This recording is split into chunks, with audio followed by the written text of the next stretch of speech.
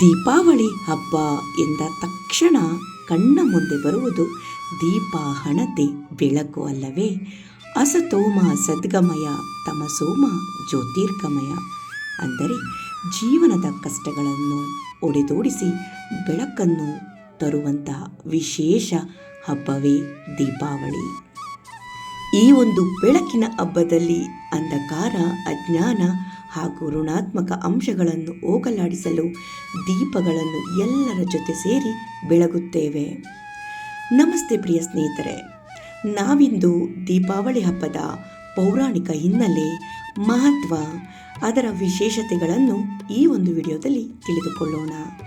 ಆದ್ದರಿಂದ ಈ ವಿಡಿಯೋನ ಎಲ್ಲೂ ಸ್ಕಿಪ್ ಮಾಡಬೇಡಿ, ಪೂರ್ತಿಯಾಗಿ ವಿಡಿಯೋ ನೋಡಿ. ವಿಡಿಯೋ ಇಷ್ಟ ಆದರೆ ಲೈಕ್ ಕೊಡೋದನ್ನು ಮರಿಬೇಡಿ. ಯಾರೆಲ್ಲ ಫಸ್ಟ್ ಟೈಮ್ ನನ್ನ ವಿಡಿಯೋ ನೋಡ್ತಿದ್ದೀರೋ ಸಬ್ಸ್ಕ್ರೈಬ್ ಮಾಡಿಕೊಂಡು ಈ ವಿಡಿಯೋನ ನೋಡಿ. ಪೌರಾಣಿಕ ಇತಿಹಾಸವನ್ನು ನಾವು ನೋಡಿದಾಗ ಅದು ಸಾರಿ ಹೇಳುತ್ತದೆ, ದೀಪಾವಳಿ ಹಬ್ಬ ಬರೀ ಹಬ್ಬವಲ್ಲ, ಇದು ವಿಜಯದ ಸಂಕೇತ. ದೀಪಾವಳಿಯನ್ನು ಭಾರತೀಯ ಹಬ್ಬಗಳಲ್ಲಿ ಪ್ರಮುಖ ಹಬ್ಬವೆಂದು ಹೇಳಬಹುದು. ಈ ಹಬ್ಬವನ್ನು ಯುಗಗಳಿಂದಲೂ ಆಚರಿಸಲಾಗುತ್ತಿದೆ.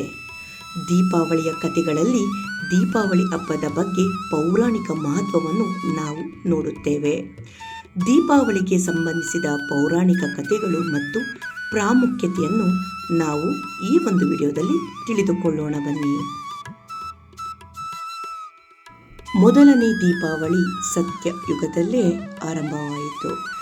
ದೇವತೆಗಳು ಮತ್ತು ರಾಕ್ಷಸರು ಸೇರಿ ಸಾಗರವನ್ನು ಮಂಥನ ಮಾಡುವಾಗ ಐರಾವತ, ಚಂದ್ರ, ಪಾರಿಜಾತ, ವಾರಿಣಿ, ರಂಭ ಮುಂತಾದ ರತ್ನಗಳೊಂದಿಗೆ ಹಾಲಾಹಲ ವಿಷವು ಕೂಡ ಹೊರಹೊಮ್ಮಿತು.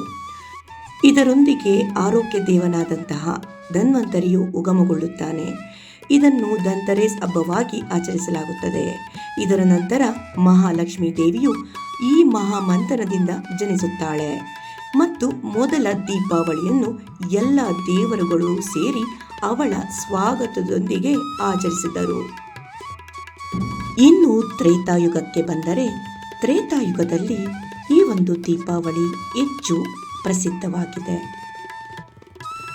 ತ್ರೇತಾಯುಗದಲ್ಲಿ ಭಗವಾನ್ ಶ್ರೀರಾಮನು ರಾಕ್ಷಸೇಂದ್ರ ಎಂದು ಹೆಸರು ಪಡೆದ ರಾವಣನನ್ನು ಸೋಲಿಸಿ ನಂತರ 14 ವರ್ಷಗಳ ಕಾಲ ವನವಾಸವನ್ನು ಕಳೆದು ಶ್ರೀರಾಮನು ಅಯೋಧ್ಯೆಗೆ ಹಿಂತಿರುಗುತ್ತಾನೆ.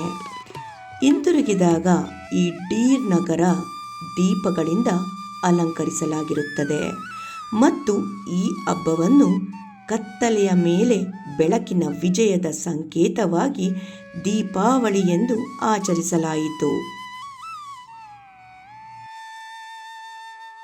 ಇನ್ನು ದ್ವಾಪರ ಯುಗದಲ್ಲಿ ಶ್ರೀಕೃಷ್ಣನ ಲೀಲಾಯುಗವಾಗಿತ್ತು ಮತ್ತು ದೀಪಾವಳಿಗೆ 2 ಪ್ರಮುಖ ಆಯಾಮಗಳನ್ನು ಇಲ್ಲಿ ನೋಡಬಹುದು. ಮೊದಲ ಆಯಾಮದಲ್ಲಿ ಶ್ರೀಕೃಷ್ಣನ ಬಾಲ್ಯಕ್ಕೆ ಸಂಬಂಧಿಸಿದೆ. ಇಂದ್ರ ಪೂಜೆಯನ್ನು ವಿರೋಧಿಸುವ ಮೂಲಕ ಗೋವರ್ಧನ ಪೂಜೆಯ ಕ್ರಾಂತಿಕಾರಿ ನಿರ್ಧಾರವನ್ನು ಶ್ರೀಕೃಷ್ಣನು ಅನುಷ್ಠಾನಗೊಳಿಸಿದನು. ಸ್ಥಳೀಯ ಪ್ರಾಕೃತಿಕ ಸಂಪತ್ತಿನ ಕಡೆಗೆ ಸಾಮಾಜಿಕ ಪ್ರಜ್ಞೆಯನ್ನು ಮೂಡಿಸಿದನು ಮತ್ತು ಅನ್ನಕೂಟದ ಸಂಪ್ರದಾಯವು ಗೋವರ್ಧನ ಪೂಜೆಯ ರೂಪದಲ್ಲಿ ರೂಪುಗೊಂಡಿತು. ಕೂಟ ಎಂದರೆ ಪರ್ವತ, ಅನ್ನಕೂಟ ಎಂದರೆ ಬೆಟ್ಟದಂಥ ಆಹಾರ ಪದಾರ್ಥಗಳ ರಾಶಿ ಎಂದರ್ಥ. ಹೇಗಿದ್ದರೂ ಕೃಷ್ಣ ಬಲರಾಮ ಕೃಷಿಯ ದೇವರು. ಅವರು ನಡೆಸಿಕೊಂಡ ಬಂದ ಅನ್ನಕೂಟ ಸಂಪ್ರದಾಯ ಇಂದಿಗೂ ದೀಪಾವಳಿ ಹಬ್ಬದ ಭಾಗವಾಗಿದೆ. ಈ ಹಬ್ಬವನ್ನು ಸಾಮಾನ್ಯವಾಗಿ ದೀಪಾವಳಿಯ 2ನೇ ದಿನದಂದು, ಅಂದರೆ ಪ್ರತಿಪಾದದಂದು ಆಚರಿಸಲಾಗುತ್ತದೆ. ಇನ್ನು ದ್ವಾಪರ ಯುಗದ 2ನೆಯ ಒಂದು ಆಯಾಮಕ್ಕೆ ಬಂದರೆ ಶ್ರೀಕೃಷ್ಣ ಹಾಗೂ ಸತ್ಯಭಾಮೆಯ ಮದುವೆಗೆ ಸಂಬಂಧಿಸಿದೆ. ನರಕಾಸುರನೆಂಬ ರಾಕ್ಷಸನನ್ನು ಶ್ರೀಕೃಷ್ಣನು ಕೊಂದು ಅವನ ಪ್ರೀತಿಯಾದಂಥ ಸತ್ಯಭಾಮೆಗಾಗಿ ಪಾರಿಜಾತ ವೃಕ್ಷವನ್ನು ತಂದಂತಹ ಸಂದರ್ಭವಾಗಿದೆ. ಈ ಒಂದು ಘಟನೆ ನಡೆದಿದ್ದು ದೀಪೋತ್ಸವದ 1 ದಿನದ ಹಿಂದೆ. ಇದು ಚತುರ್ದಶಿಯೊಂದಿಗೆ ಸಂಬಂಧಿಸಿದೆ.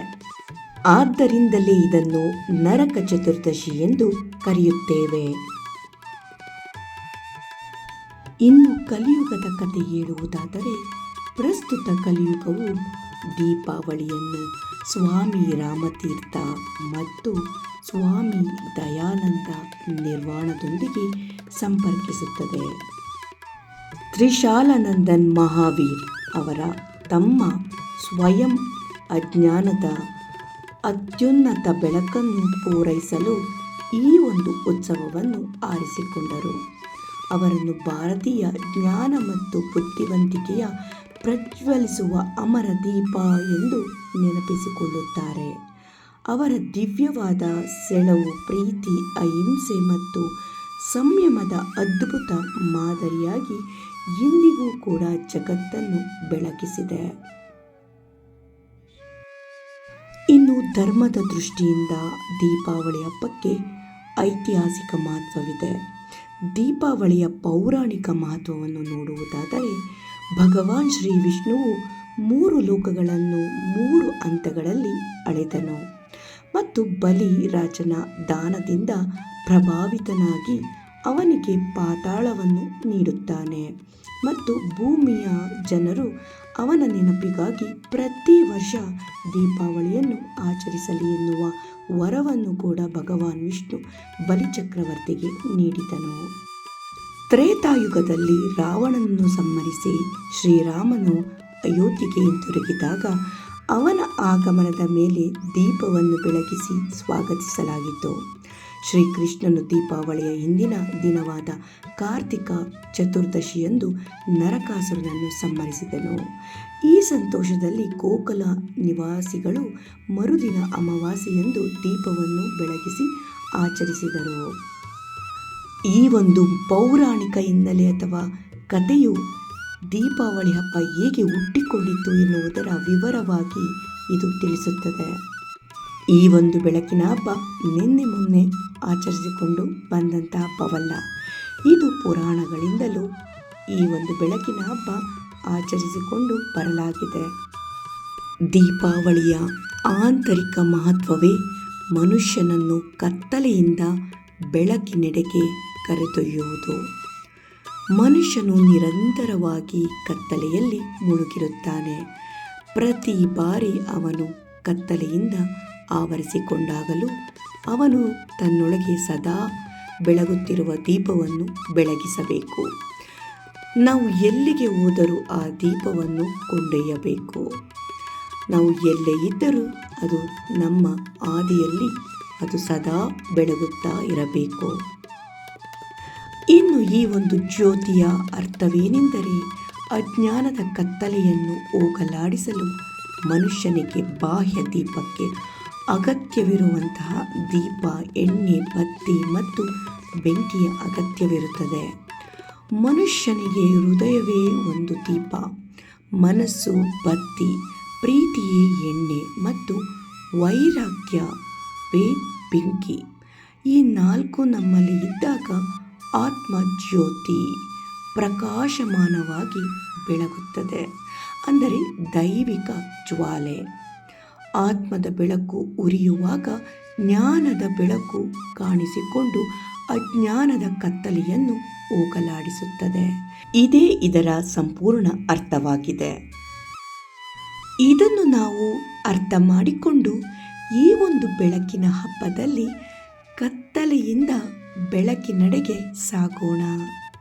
ಏನಂತೀರಾ ಸ್ನೇಹಿತರೆ? ಈ ಒಂದು ವಿಡಿಯೋ ನಿಮಗೆ ಇಷ್ಟ ಆಗಿದ್ದರೆ ಈ ವಿಡಿಯೋಗೆ ಲೈಕ್ ಕೊಟ್ಟು ಹಾಗೆ ಸಬ್ಸ್ಕ್ರೈಬ್ ಮಾಡ್ಕೊಂಡಲೇ ನೋಡ್ತಿದ್ದರೆ ಸಬ್ಸ್ಕ್ರೈಬ್ ಮಾಡ್ಕೊಳ್ಳಿ.